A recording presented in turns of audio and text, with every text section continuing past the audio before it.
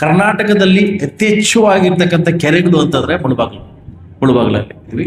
ನಮಗೆ ದೊಡ್ಡ ಟಾಸ್ಕ್ ಏನು ಅಂತಂದ್ರೆ ಸುಮಾರು ಒಂದು 20-25 ಹಳ್ಳಿಗಳಲ್ಲಿ ಏನು ಮಶಾನ ಒತ್ತುವರಿ ಸ್ಮಶಾನ ಒತ್ತುವರಿ ಅಂತ ಏನು ಬಂದಿದೆ.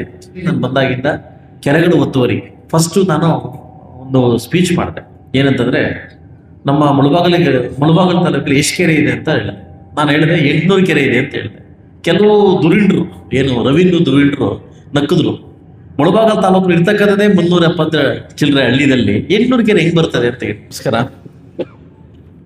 ಏನು ಇವತ್ತು ನಮ್ಮ ನಡೆಗೆ ಪಂಚಾಯತಿ ಕಡೆಗೆ ಕಾರ್ಯಕ್ರಮವನ್ನು ನಿನ್ನೆಯಿಂದ ಸುದೀರ್ಘವಾಗಿ 4 ಪಂಚಾಯತಿಗಳಲ್ಲಿ ಮುಗಿಸಿರ್ತಕ್ಕಂಥದ್ದು ಹೆಮ್ಮೆ ವಿಚಾರ. ಯಥೇಚ್ಛವಾಗಿ ರೆವಿನ್ಯೂ ಇಲಾಖೆ ಹಾಗೂ ಪಂಚಾಯತಿ ನಮ್ಮ PDOಗೆ ಸಂಬಂಧಪಟ್ಟ ಎಲ್ಲ ಸಮಸ್ಯೆಗಳನ್ನು ಸುಮಾರು ಬಗೆಹರಿಸಲಿಕ್ಕೆ ನಾವು ಟ್ರೈ ಮಾಡಿದ್ದೀವಿ. ಇನ್ನು ಮುಂದಿರ್ತಕ್ಕಂಥ ಸಮಸ್ಯೆಗಳನ್ನ ಒಂದು 8 ದಿವಸ 15 ದಿವಸ 1 ತಿಂಗಳೊಳಗಡೆ ಬಗೆಹರಿಸ್ತಕ್ಕಂಥ ಕಾರ್ಯಕ್ರಮವನ್ನು ಕೂಡ ಎಚ್ಚೆತ್ಕೊಂಡಿದ್ವಿ. ನಮಗೆ ದೊಡ್ಡ ಟಾಸ್ಕ್ ಏನು ಅಂತಂದ್ರೆ ಸುಮಾರು ಒಂದು 20-25 ಹಳ್ಳಿಗಳಲ್ಲಿ ಏನು ಮಶಾನ ಒತ್ತುವರಿ ಸ್ಮಶಾನ ಒತ್ತುವರಿ ಅಂತ ಏನು ಬಂದಿದೆ.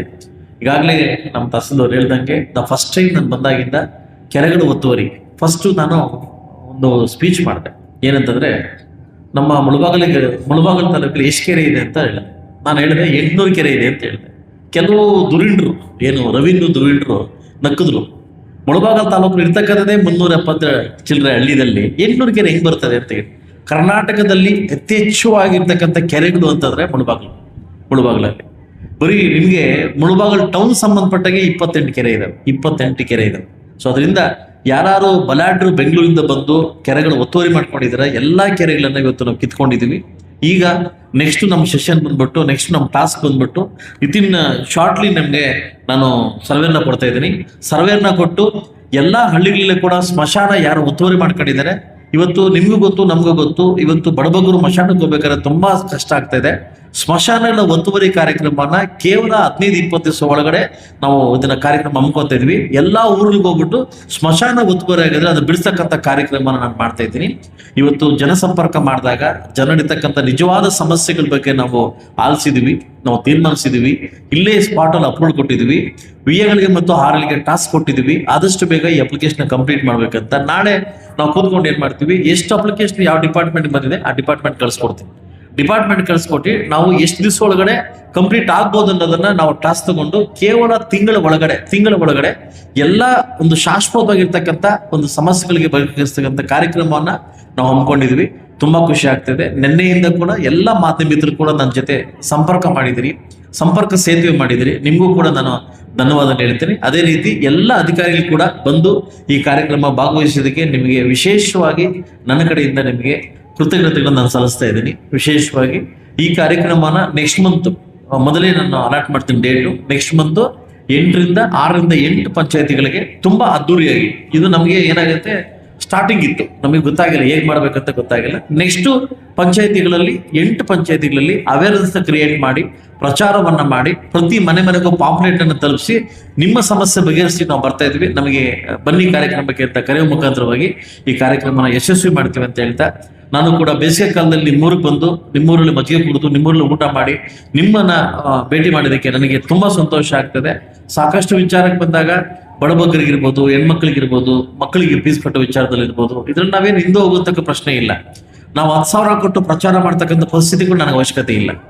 ನನಗೆ ಖುಷಿಯಿಂದ ಕೆಲವರಿಗೆ ನಾನು ಹಣ ಸಹಾಯ ಮಾಡಿದ್ದೀನಿ, ಕೆಲವು ಓದೋ ಮಕ್ಕಳಿಗೆ ಫೀಸ್ ಕಟ್ಟಿದ್ದೀನಿ, ಕೆಲವು ಮಕ್ಕಳಿಗೆ ಲ್ಯಾಪ್ಟಾಪ್ ತಗೊಟ್ಟಿದ್ದೀನಿ, ಕೆಲವು ಮಕ್ಕಳಿಗೆ ಹಾಸ್ಪಿಟಲ್ ಫೀಸ್ ಕಟ್ಟಿದ್ದೀನಿ. ನನಗೆ ಖುಷಿ ತರ್ತಕ್ಕಂಥ ವಿಷಯ.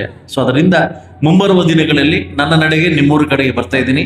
ನಿಮ್ಮ ಒಂದು ಏನು ನನಗೆ ಶಾಸಕನಾಗ್ಲಿಕ್ಕೆ ನನಗೆ ಅರ್ಹತೆ ಆಗ್ಲಿಕ್ಕೆ ನೀವು ಭಿಕ್ಷೆನ ಕೊಟ್ಟಿದ್ದೀರಿ, ತಕ್ಕಂಗೆ ನಾನು ನಿಮ್ಮ ಕೆಲಸ ಮಾಡ್ಲಿಕ್ಕೆ ನಾನು ಸದಾ ಸಿದ್ಧನಾಗಿದೆ ಅಂತ ಹೇಳ್ತಾ ನನ್ನ ತಾಲೂಕು ಆಡಳಿತ ವರ್ಗದವರೆಗೂ ಹಾಗೂ ದೂಲುಪಲ್ಲಿ ಪಂಚಾಯತಿ ಎಲ್ಲ ನಾಯಕರಿಗೂ, ದೂಲು ಪಂಚಾಯತಿ ನಾಗರಿಕರಿಗೂ ಹಾಗೂ ನಮ್ಮ ತಾಯ್ದೂರು ಪಂಚಾಯತಿ ಎಲ್ಲ ನಾಗರಿಕರು ಕೂಡ ವಿಶೇಷವಾಗಿ ನಿಮ್ಗೆ ಥ್ಯಾಂಕ್ಸ್ ಹೇಳ್ತಾ, ಹಾಗೂ ವಿಶೇಷವಾಗಿ ಮತ್ತೆ ಹೇಳ್ತಾ ಇದ್ದೀನಿ ಮಾಧ್ಯಮಿತರಿಗೆ, ನಿಮಗೂ ಕೂಡ ನಾವು ಮಾಡ್ತಕ್ಕಂಥ ಕಾರ್ಯಕ್ರಮನ ನೀವೇನು ತೋರಿಸ್ತಾ ಇದ್ರಿ ನಿಮಗೂ ಕೂಡ ವಿಶೇಷವಾಗಿ ಥ್ಯಾಂಕ್ಸ್ ಹೇಳ್ತಾ, ಮುಂದಿರುವ ನೆಕ್ಸ್ಟ್ ಮಂತ್ ಡೇಟ್ ಅನೌನ್ಸ್ ಮಾಡ್ತಾ ಇದ್ರಿ. ಆ ಡೇಟ್ ಸಮೇತವಾಗಿ ಒಳ್ಳೆ ಕಾರ್ಯಕ್ರಮ ಮಾಡೋಣ ಅಂತ ಹೇಳ್ತಾ ಎಲ್ರಿಗೂ ನಮಸ್ಕಾರ. 117 ಅಪ್ಲಿಕೇಶನ್ಸು, ಚಿಕ್ಕ ಪಂಚಾಯಿತಿ, ಚೊಕ್ಕ ಪಂಚಾಯಿತಿ, ಸೂಪರ್ ಪಂಚಾಯಿತಿ 117 ಅಪ್ಲಿಕೇಶನ್ ಇದ್ದಾವೆ. ಅದರಲ್ಲಿ 21 ಅಪ್ಲಿಕೇಶನ್ ಸ್ಪಾಟ್ ಕ್ಲಿಯರ್ ಆಗಿದೆ. ಮಿಕ್ಕಿದ 87 ಅಪ್ಲಿಕೇಶನ್ ನಾವು ತೀರ್ಮಾನ ಮಾಡಿ ಕ್ಲಿಯರ್ ಮಾಡಲಿಕ್ಕೆ ನಾವು ಪಾಲ್ಗೊಳ್ತೀವಿ. ಅದ್ರಲ್ಲಿ ಹೈಯೆಸ್ಟ್ ಬಂದ್ಬಿಟ್ಟು ಪೋಡಿ. ಆಕ್ಚುಲಿ ಪೋಡಿ ಬಗ್ಗೆ ಒಂದು ಮಾತಾಡಿದೆ. ಆಲ್ರೆಡಿ ನಮ್ಮಲ್ಲಿ 1 to 5 ಕ್ಲಿಯರ್ ಆಗಿ ಇದು ದುರಸ್ತಿಗೆ ಹೋಗಿದೆ, ಸರ್ವಿಸ್ ಸ್ಕೆಚ್ಗೆ ಹೋಗಿದೆ. ಸರ್ವೆ ಇಲ್ಲದ ಕಾರಣಕ್ಕೋಸ್ಕರವಾಗಿ ನಾವು ಹೊಲ್ದಾಡ್ತಾ ಇದ್ದೀವಿ. ಆದಷ್ಟು ಬೇಗ ಎಲ್ಲ ನಾಗರಿಕರನ್ನು ಕೂಡ ಮನವಿ ಮಾಡ್ತೀನಿ, ನೀವ್ಯಾರು ಇದು ಏನು ಪಿ ನಂಬರ್ ತೆಗಿಬೇಕಂತ ಬರ್ಬೇಕಂತ ಅವಶ್ಯಕತೆ ಇಲ್ಲ. ಆಟೋಮೆಟಿಕ್ಲಿ ಪಿ ನಂಬರ್ ಅಪ್ಲೋಡ್ ಆಗಿದೆ. ಆದಷ್ಟು ಬೇಗ ಸರ್ವೆ ಬಂದ ತಕ್ಷಣ ಅದು ಫೈಲ್ ಕ್ಲಿಯರ್ ಆಗಿ ಅದು ಇದಾಗ್ತದೆ, ಅದು ಫೈಲ್ ಕ್ಲಿಯರ್ ಆಗುತ್ತೆ. ಇದು ನಿಮಗೆ ಒಳ್ಳೆ ಸುದ್ದಿ. ಇದು ಇಡೀ ಕರ್ನಾಟಕದಲ್ಲಿ ಫಸ್ಟ್ ಟೈಮ್ ನಮ್ದು ಏನು ಪಿ ನಂಬರ್ ತೆಗಿತಕ್ಕಂಥ ಕಾರ್ಯಕ್ರಮ ಹಮ್ಮಿಕೊಂಡಿದ್ವಿ. 1 to 5 ಅಪ್ಲೋಡ್ ಮಾಡಿದೀವಿ. ಸರ್ವೆ ಸ್ಕೆಚ್ ಇಂದ ಸ್ವಲ್ಪ ಪೆಂಡಿಂಗ್ ಇದ್ದೀವಿ ಅಂತ ಹೇಳ್ತಾ ಮುಂಬರುವ ದಿನದಲ್ಲಿ ಆದಷ್ಟು ಬೇಗ ಇದು ನಿಮಗೆ ಕ್ಲಿಯರ್ ಆಗುತ್ತೆ. ಕೇವಲ 3 ರಾಜಕಾಲ ಒತ್ತುವರಿ ಬಂದಿದೆ. ಅದು ಮಶಾಣಕ್ಕೆ ಹೋಗ್ಬೇಕಾದ್ರೆ ರಾಜಕಾಲ ಒತ್ತುಂದೆ. ನಾಳೆಗೆ ನಾನು RI ಮತ್ತು BN ಸ್ಪಾಟ್ ಕಳಿಸಿ ಅದನ್ನ ಕ್ಲಿಯರ್ ಮಾಡ್ತಾ ಇದ್ದೀನಿ. JCB ಸಮೇತವಾಗಿ PD ಹೋಗ್ತಾ ಇದ್ದಾರೆ, ಅದನ್ನು ಕ್ಲಿಯರ್ ಮಾಡಿಸ್ತೀವಿ. ನೀವು ಯಾವ ನಂಬಿಕೆಯಿಂದ ನೀವು ಅಪ್ಲಿಕೇಶನ್ ಅರ್ಜಿ ಕೊಟ್ಟಿದ್ರೆ ಆ ನಂಬಿಕೆನ ಉಳಿಸ್ಕೊಂತೀವಿ. Thank you.